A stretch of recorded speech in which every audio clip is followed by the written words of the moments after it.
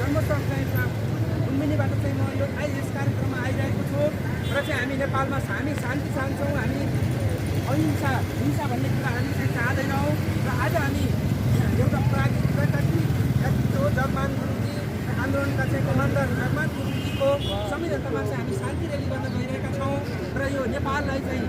शान्ति क्षेत्रका चाहिँ यसमा हत्या हिंसा हामी अपनाउँदैनौँ र राज्य सरकारले जुन 15 गते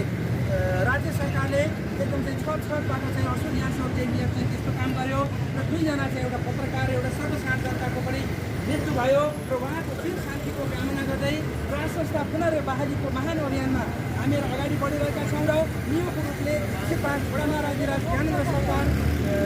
आएर पुर्याउनुहुन्छ भन्ने अभिलाषा र साथ हामी चाहिँ आज चाहिँ पदयात्रा चाहिँ गरिरहेका छौँ र हामी हत्या हिंसा कुनै पनि कुराहरू हामी चाहिँ मन पराउँदैनौँ र शान्तिपूर्वक महाराजले पनि आलमदेवीको दर्शन गर्दाखेरि उहाँले चाहिँ उहाँले चाहिँ दर्शनहरू गर्दाखेरि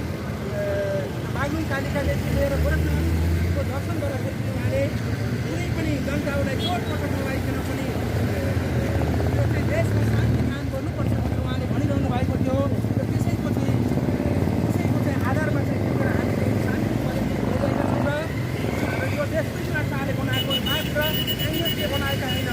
यो देश चाहिँ कृष्ण शाहले बनाएका हुन् र यो देशमा शान्ति कायम गर्नलाई राष्ट्र पुनर्स्थापना गर्नुपर्छ भन्ने मान्यताका साथ र यो देशलाई चाहिँ जोगाउनको लागि चाहिँ हामीहरू कटिबद्ध भइरहेको र जनताहरू चाहिँ जागिसकेको कुरालाई पनि निरङ्कुश सरकारले एकदम चाहिँ षड्यन्त्र गरेर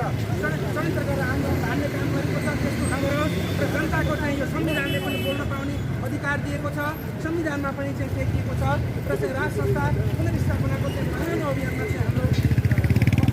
लागिरहेको कुरा पनि म जानकारी गराउन चाहन्छु। हजुर धन्यवाद, नमस्कार, जय जगन्नाथ।